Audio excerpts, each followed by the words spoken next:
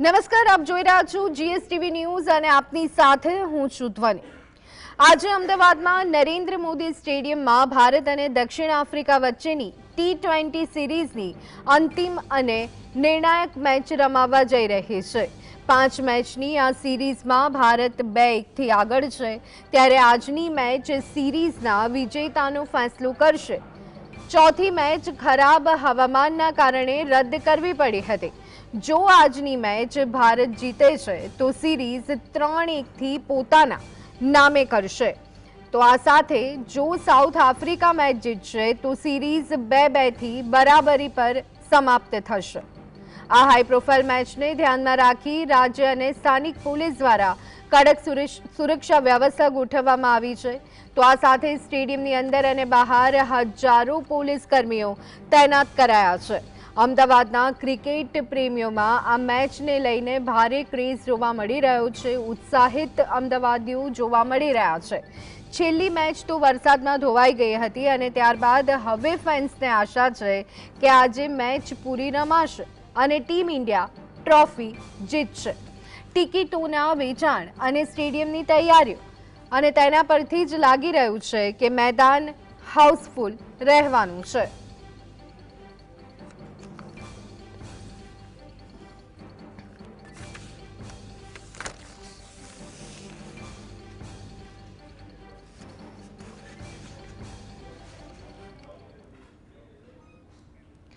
તો આજે જ્યારે ફેન્સમાં ભારે ઉત્સાહ જોવા મળી રહ્યો છે, મોટેરા સ્ટેડિયમમાં તમામ તૈયારીઓ થઈ ગઈ છે, ત્યારે ભારત માટે આજનો દિવસ ખાસ ચર્ચા આજે આપણે કરીશું અને આ ચર્ચા માટે આપણી સાથે જોડાયા છે પ્રફુલભાઈ કે જેઓ કમેન્ટ્રેટર છે, સાથે સ્પોર્ટ્સ એડિટર અમારા અત્યારે હાલ સ્ટેડિયમ પર ઉપસ્થિત છે પ્રવીણભાઈ અને તેમની સાથે sports journalist senior sports journalist દક્ષેશભાઈ આપણી સાથે જોડાયેલા છે। તમામે તમામ મહેમાનોનું સ્વાગત છે। સૌથી પહેલા પ્રવીણ આપની પાસે આવવા માંગીશું, કેવો માહોલ જોવા મળી રહ્યો છે સ્ટેડિયમ પરથી?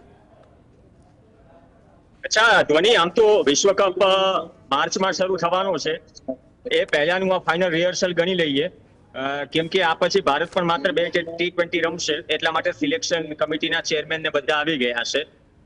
થોડો મારો ઓડિયો બાઉન્સ બેક થાય છે એટલે ટેકનિકલ ટીમે થોડો શોર્ટ આઉટ કરાવે ત્યાં સુધીમાં જે માહોલ છે એ દેખાડી દઈએ।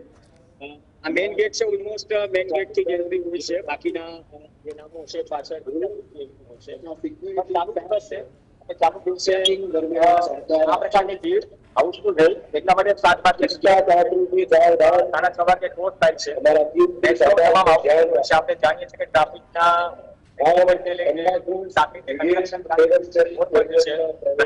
મેટ્રો સૌથી બેસ્ટ વિકલ્પ છે, તો આ ભીડ મેટ્રોમાંથી ઉતરી રહી છે। ઓલમોસ્ટ 1,10,000 ની કેપેસિટીનું આ સ્ટેડિયમ અને T20 ફોર્મેટ હોય તો નવા હોય કે સ્ટેડિયમ હાઉસફુલ થાય, તો આ માહોલ છે અને આજે પણ હાઉસફુલ રહેશે। અને જ્યાં સુધી આ સિરીઝની વાત રહી, માત્ર સિરીઝની વાત નથી, કદાચ આપણી કન્ટ્રી જે રીતે રમી છે ભારતે ટેસ્ટ સિરીઝ હરાવી, વનડેમાં ભારતે કમબેક કર્યું, પણ સૌથી મોટો સવાલ એ છે કે માત્ર 2 મહિના બાકી છે T20 વિશ્વકપમાં આપણે ડિફેન્ડિંગ ચેમ્પિયન તરીકે ઉતરીશું, અને એ પહેલા સૂર્યકુમાર યાદવ હોય, શુભમન ગિલ હોય કે ઓવરઓલ ટીમ જે ફાઇનલ પિક કરવાની છે, કેમ કે આવતીકાલે બીસીસીઆઈ ના હેડક્વાર્ટર પર વિશ્વકપ અને ન્યુઝીલેન્ડ સામેની જે સિરીઝ છે તેના માટે ટીમ ડિક્લેર થશે। એટલા માટે અજીત અગરકર ગઈકાલે સાંજે ટીમ સાથે અમદાવાદ ઉતર્યા છે, આઈટીસીમાં રોકાયા છે અને આજના મુકાબલામાં પણ હાજર રહેશે। એટલે કે બધું જે ફાઇનલ રિપોર્ટ થાય અને બાદમાં સિલેક્શન કમિટી ઓવરઓલ ડિસ્કસ કરશે આવતીકાલે, અને બાદમાં બપોર સુધીમાં બપોર પછી પ્રેસ કોન્ફરન્સ કરીએ ટીમ। જી પ્રફુલભાઈ જોડાયેલા છે। પ્રફુલભાઈ, સિરીઝનો ફાઇનલ મુકાબલો અને T20 વિશ્વકપ પહેલા મુકાબલો, સિરીઝ કેટલી મહત્વપૂર્ણ? માહોલની જો આપણે વાત કરીએ તો આ એકચ્યુઅલી ફાઇનલ મેચ જેવી ગણાય, કારણ કે આજની તારીખમાં આ એક એટલો ક્લોઝ કોન્ટેસ્ટ થવાની શક્યતા પૂરી છે। ભારતીય ટીમ આ સિરીઝ જીતવા માટે આજની મેચ જીતી લેશે અને આ રીતે એમનો જે રેકોર્ડ છે એ કોન્સ્ટન્ટ રહેશે વિજયી બનવાનો। જ્યારે સામે સાઉથ આફ્રિકાની ટીમ જે દિવસે એમણે ભારતીય જમીન ઉપર પગ મૂક્યો તે જ દિવસથી ભારતીય ક્રિકેટ ટીમ માટે જાણે એસિડ ટેસ્ટ હોય એવું વાતાવરણ એમણે ઊભું કરી દીધું હતું. અને સામાન્ય રીતે ઘણી વખતે ક્રિકેટરો અને જે આયોજકો છે અથવા તો બીસીસીઆઈ કોઈ પણ ટીમને લાઇટલી લેતી નથી, પરંતુ ક્રિકેટ પ્રેમીઓને એવું હતું કે બંને ટેસ્ટની અંદર એમને હરાવીને આપણે WTC ફાઇનલ માટેના 24 પોઈન્ટો અંકિત કરી લઈશું. અનફોર્ચ્યુનેટલી બંને ટેસ્ટ ભારત હાર્યું. આજે આપણે T20ની વાત કરવી છે એટલે ટેસ્ટ ક્રિકેટની વાત નહીં કરીશું, પણ એના પછી ODI શરૂ થઈ. ODIની અંદર પણ ભારતને ઓફકોર્સ લીડ જરૂર મળી છે, પરંતુ it was not an easy walk અને એમણે સખત પ્રયત્ન કરવો પડ્યો હતો અને એની અંદર એ સિરીઝ 2-1થી જીતી. હવે આ T20ની જો આપણે વાત કરીએ તો T20ની અંદર પણ જ્યારે 3 મેચ પૂરી થઈ ત્યારે ભારત 2 મેચ જીત્યું હતું અને સાઉથ આફ્રિકા 1 મેચ જીત્યું હતું અને ચોથી મેચ જે હતી એ દેટ વોઝ એબન્ડન્ટ. એટલે આજની તારીખે અમદાવાદના પ્રેક્ષકો ખરેખર નસીબદાર છે કે એ લોકોને ક્લોઝ કોન્ટેસ્ટ જોવાનો મળશે. અને જ્યાં સુધી સાઉથ આફ્રિકાની આપણે જો વાત કરીએ તો T20 વર્લ્ડ કપની અંદર જે 4 લીગ મેચો રમાવાની છે એમાંની 3 મેચો સાઉથ આફ્રિકા અહીંયા રમશે, એટલે એમને માટે તો એ વર્લ્ડ કપ માટેનું એક વોર્મઅપ મેચ જેવી થઈ જશે. તો એ રીતે પણ એમને માટે ખૂબ અગત્યની મેચ છે. જી બિલકુલ. પ્રવીણ, આજનો દિવસ ખાસ છે. જે રીતે પ્રફુલભાઈએ કહ્યું કે અમદાવાદીઓ પણ નસીબદાર છે, આજે આ મેચ જોવા મળી રહી છે. ત્યારે વર્તમાન સિરીઝમાં ટીમ ઇન્ડિયા 2-1થી આગળ છે, પણ સાથે ટીમ ઇન્ડિયામાં અત્યાર સુધી જો જોઈએ તો ઘણા બધા પ્રયોગો પણ થયા છે. શું લાગે છે આજે પણ એ પ્રયોગો યથાવત રહેશે? પ્રવીણ, ટિકિટના ભાવ અને પ્રયોગો બહુ વધારે છે દેશમાં. દક્ષેશભાઈ આપણી સાથે છે. દક્ષેશભાઈ, સિરીઝ તો બાયોલેટરલ થયા પણ સંભવત ન્યુઝીલેન્ડ સામે 2 T20 રમીશ અને આજની અંદર 3 T20 અને આ ટેકન ફોર ગ્રાન્ટેડ ન લેવાની જરૂર નથી. ફાઇનલ રિહર્સલ છે, પણ પ્રયોગો જે રીતે થઈ રહ્યા છે એ પ્રયોગોનું આખરી ચેપ્ટર આ માની લઈએ વિશ્વકપની ટીમ ડિક્લેર થાય અથવા ન્યુઝીલેન્ડ સામે ટીમ ડિક્લેર થાય પહેલા. તો પ્રવીણ, પહેલેથી જ કહેવાનું તો આપણા દર્શકો માટે કરવું હોય તો એ રીતે કહેવાય કે ગંભીર અને અજીત અગરકરની પ્રયોગશાળાના છેલ્લા તબક્કામાં નરેન્દ્ર મોદી સ્ટેડિયમ અમદાવાદમાં આપનું સ્વાગત છે. કઈ જાતના પત્તા છીપી રહ્યા છે, કયું પાનું પૂછશે કોઈને ખબર નથી. કોણ ઇન્જર છે, કેમ ઇન્જર છે, ઇન્જર થયો કે જાહેર કરવામાં આવ્યો, તમે ડ્રોપ નથી કરી શકતા કે તમે ઇન્જર જાહેર કરશી. there are so many questions to be answered.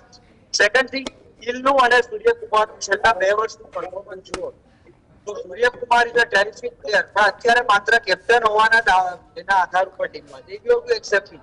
He is a misery in T20. બીજી વસ્તુ સાહેબ એ વાત કરી કે ફિલ્ડ ઉપર જ્યારે કોચ કંઈક ગાઈડ કરે એ પ્રમાણે ડિસિઝન લેવાય, એ પણ બહુ વાયરલ થઈ ગયું.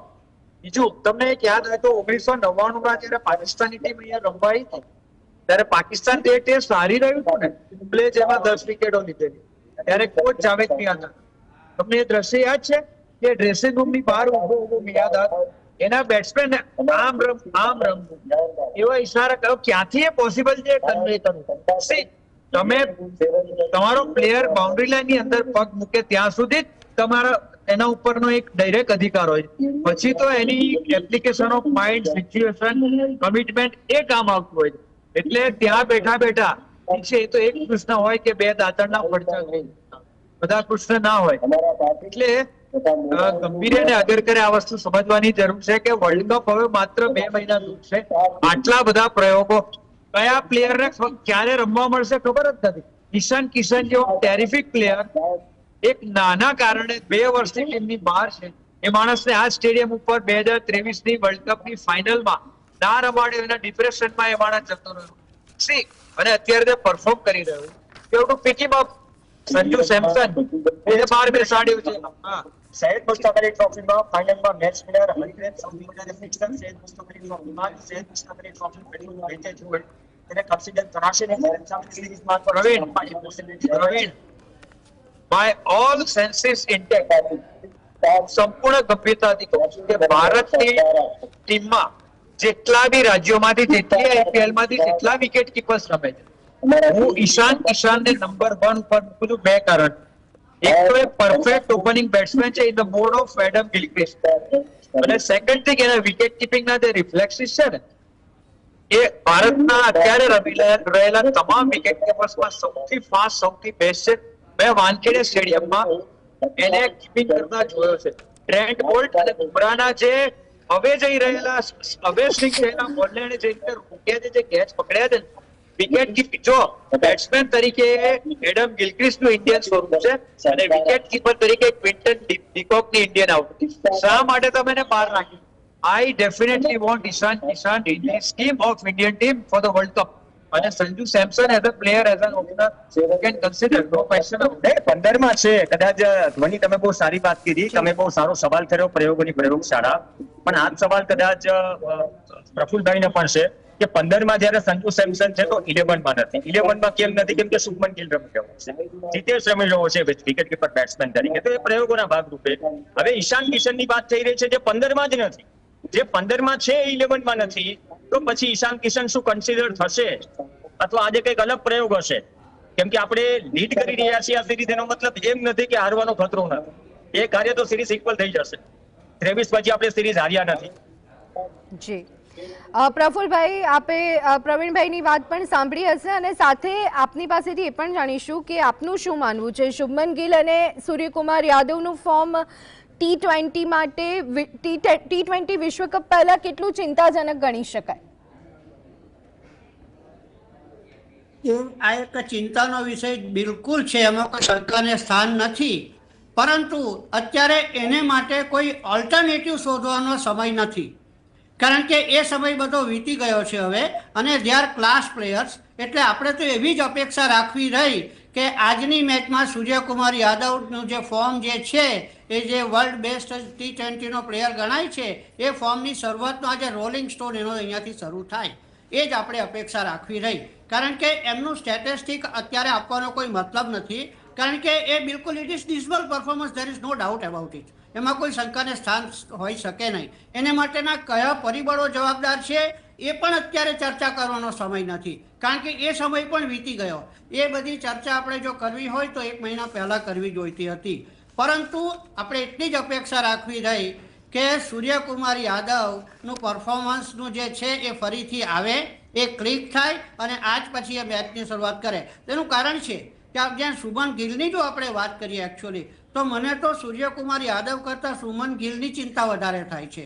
એનું કારણ એ છે કે એને 3 ફોર્મેટમાં કેપ્ટન બનાવવા માટે પ્રોજેક્ટ કરવાનું પસંદ કર્યું BCCIએ. Intention may be okay, there is no doubt about it, but its execution has taken place at a wrong time, it seems, and unfortunately that has not clicked so far. I am using the word. તો હવે અને બીજી એક બાબત એ કે જ્યારે આપણે કેપ્ટનશીપની વાત આવતી હતી ત્યારે હાર્દિક પંડ્યા માટે એવું કહેવાતું હતું કે તો ઇન્જરી પ્રોન છે એટલે એને કેપ્ટન તરીકે નહીં બનાવાય. તો અનફોર્ચ્યુનેટલી શુભમન ગિલ માટે તો આ જ વસ્તુ બની રહી છે. અને એ અત્યારે એની ઇન્જરીનો જે પ્રોબ્લેમ છે એ તો આપણે જ્યારે આપણે એકદમ વર્લ્ડ કપની નજીક આવી ગયા છે ત્યારે છે.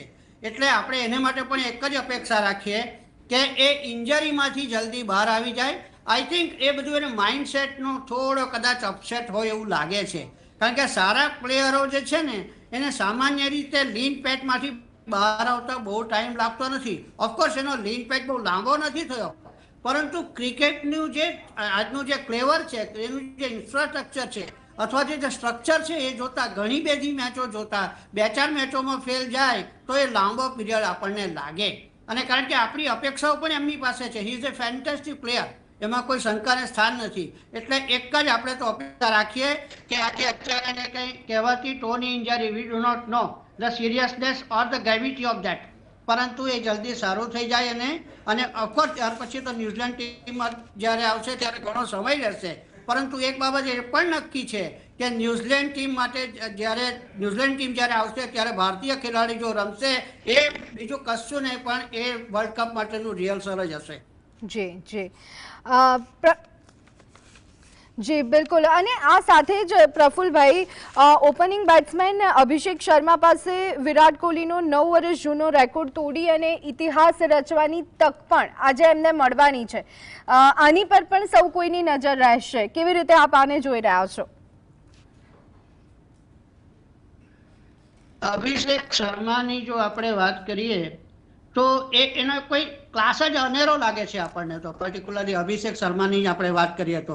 અને જ્યારે એની સાથે જ્યારે બીજા બેટ્સમેન હોય ત્યારે આપણે જોયું હશે, ભૂતકાળમાં પણ જોયું હતું કે સંજુ સેમસન જોડે એમણે જ્યારે 17 મેચોમાંથી 17 મેચમાં એમણે ઓપનિંગ કર્યું ત્યારે 14 મેચમાં એ લોકો જીત્યા.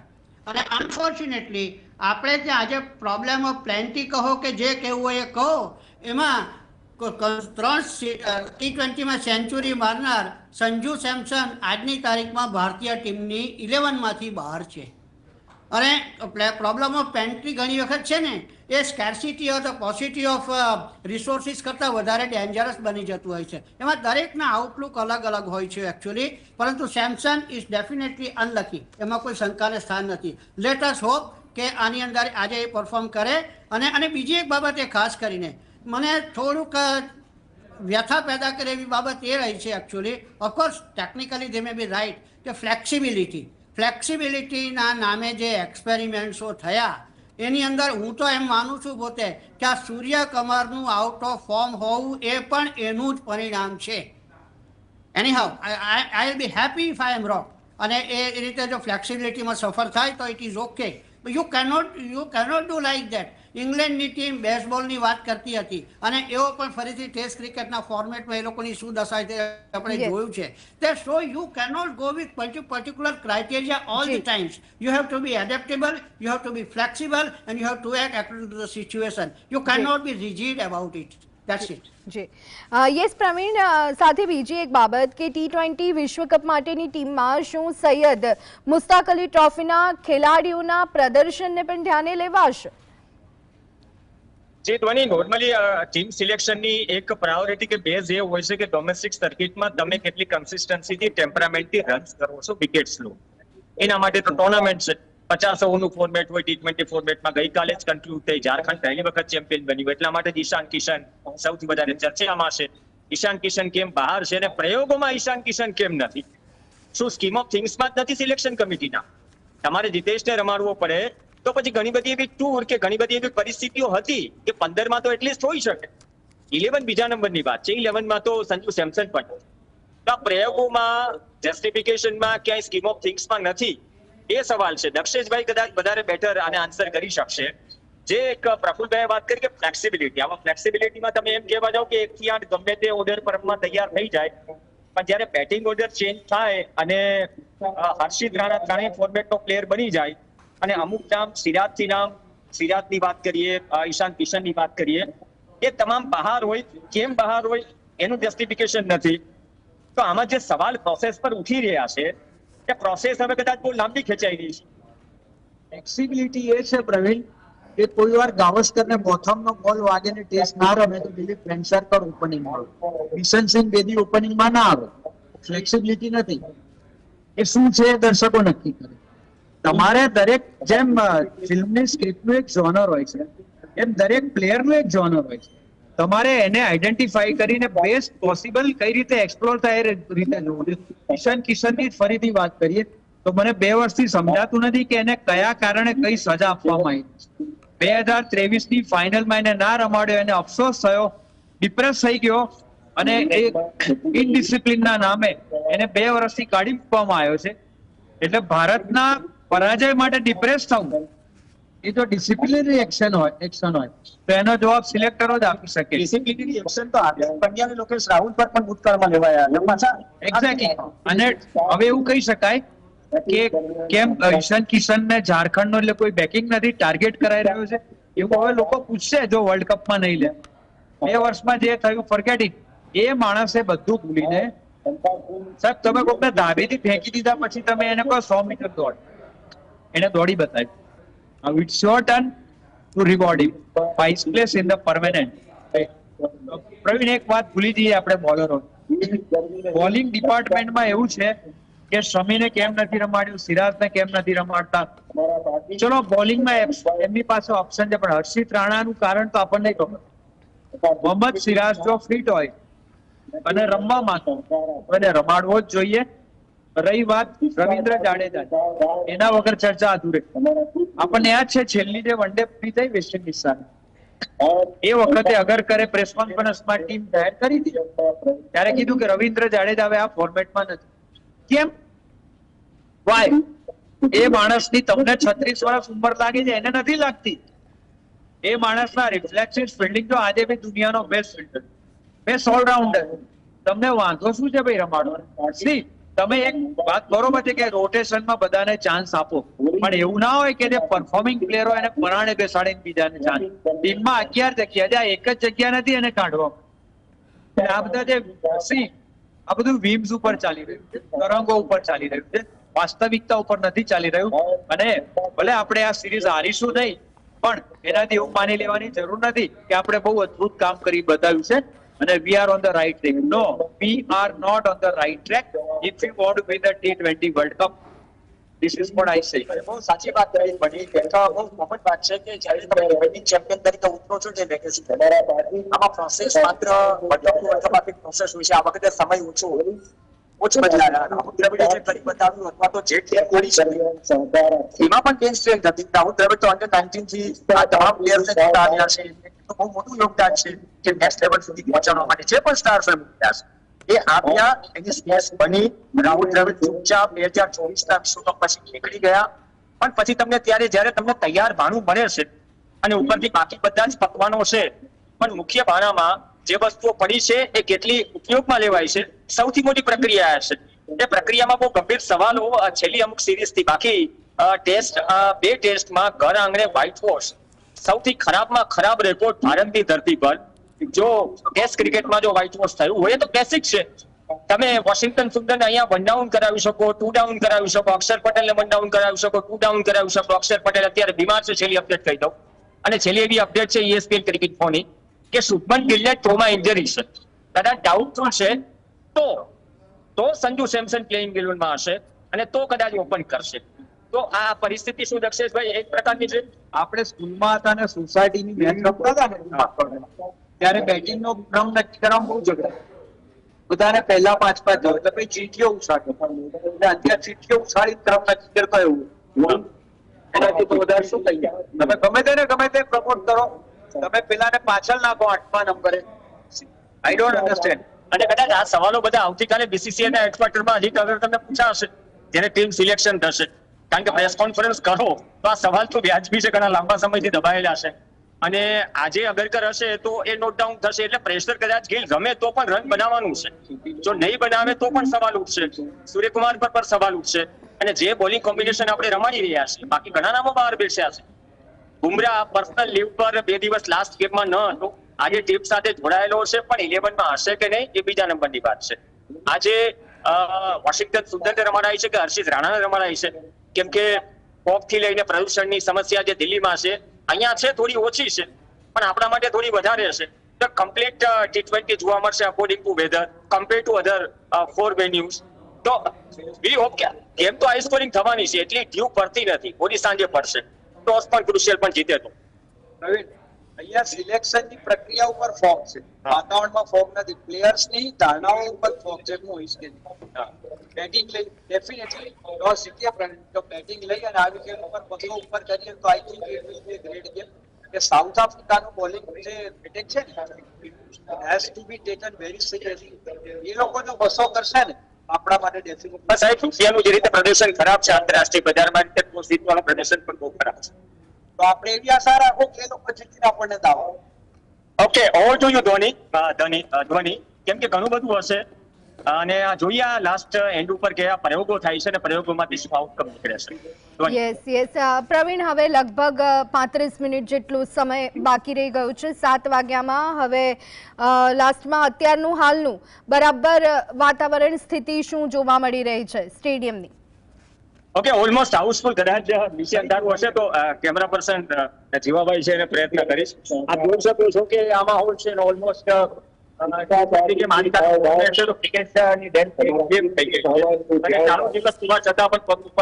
નથી. મેન જે ગેટ છે ત્યાંથી ભીડ આવી રહી છે. મેટ્રો સ્ટેશન છે જે વ્યવસ્થા કરવામાં આવી છે. તો આજે ભીડ વધી અડધો કલાક છે.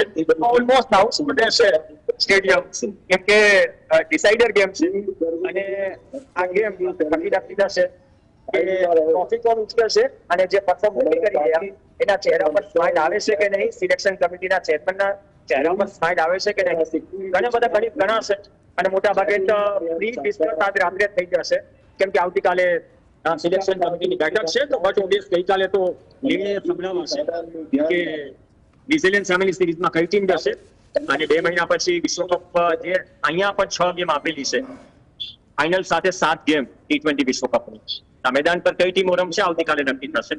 આ છે માહોલ ધ્વનિ ઓલમોસ્ટ હાઉસફુલ છે. Yes, thank you so much Pravin, દક્ષેશભાઈ, પ્રફુલભાઈ, આપ તમામનો આભાર. અને બસ હવે લગભગ કહી શકાય કે 30 મિનિટ જેટલો સમય અને ત્યાર પછી ભારત અને દક્ષિણ આફ્રિકાની ટીમો આમને સામને ટકરાવવાની છે. તમામ પાસાઓની અત્યારે હાલ આપણે ચર્ચા કરી.